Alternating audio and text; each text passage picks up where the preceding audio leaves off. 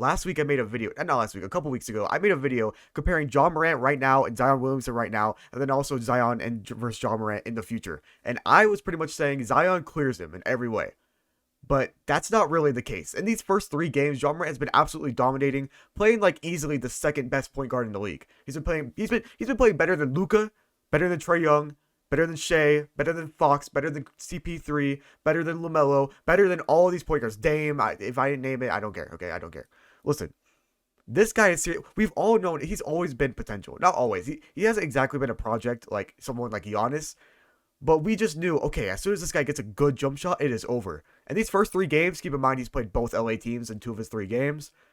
And also, the other game that he was playing like Kevin Love, Evan Mobley, and Jared Allen. That's like 3 big men. You can't score in the paint. Normally, most people can't really score in the paint against that team. Ja Morant dominates them. Ja Morant is right now is averaging. Let me see these numbers, because these numbers are absolutely crazy.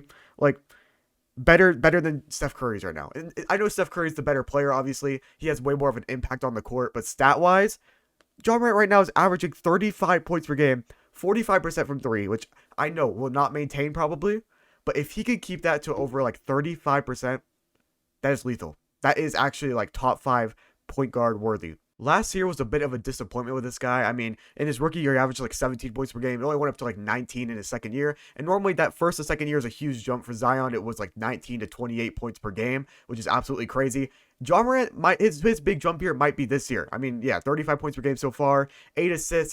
He's turning the ball over a lot, but like sometimes it is the teammates just not catching the ball. Sometimes he is being reckless. Like last night versus the Lakers, he had a wide open. It was like 3 minutes left in the game. He had a wide open dunk for Steven Adams, and he just overthrew it. It was like a wide open one.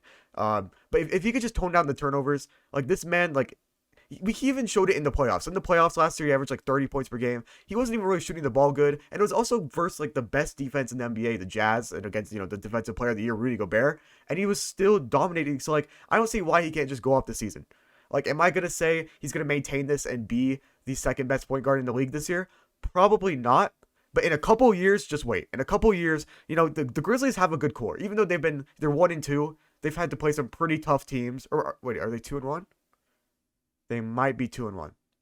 But okay, I think they're 2-1, right? They beat the Cavaliers. Oh yeah, and they beat the Clippers. And the Clippers are a good. I'm honestly think the Clippers are. I think the Clippers are overrated. But still, they're a pretty decent team. The Lakers are a really good team, and they barely lost that game. And Ja Morant was doing everything by himself. And one of the big questions is, can he make his first All-Star appearance this year? I think he will. But it's going to be really tough, okay? You have to compete with, like, Steph Curry. You have to compete with Damian Lillard. You got to compete with Shea. You got to compete with Fox. You got to compete with Chris Paul. You got to compete with Donovan Mitchell. You got to compete with Devin Booker. You got to compete with so many other guards in the league, and especially in the West. Even though I think it's kind of even now, the East and West, but there are just so many good guards that Ja Morant has to beat them out. I don't think he'll beat out Damian Lillard and Steph Curry, but any other player I just mentioned, he can. He can make his first All-Star appearance. And in your third year, that's just so good. I also forgot to mention Luka. You also have to beat out Luka.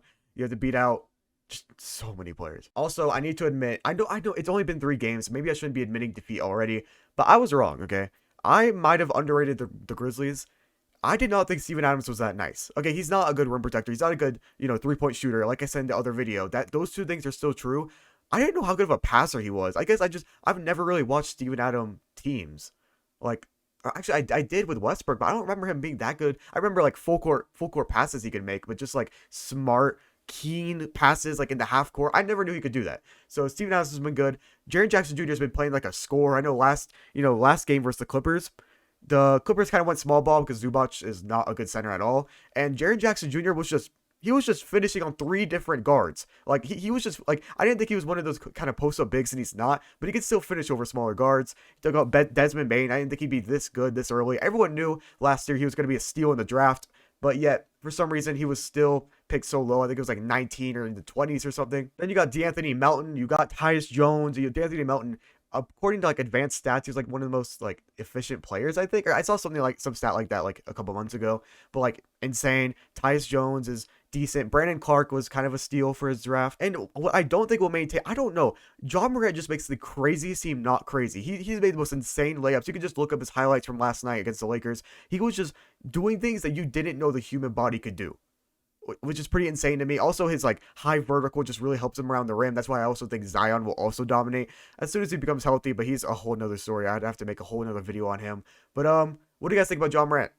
Let me know in the comments. I'm gonna be uploading like 2 or 3 more times today, and hopefully every day. Instead, before I was gonna do like a bunch of recaps, like a day, like a 10, 12 minute long recap every day. But I think I'm just gonna do multiple videos a day, like 4 to 5 minutes long. But what do you know, or what do you think? Let me know in the comments.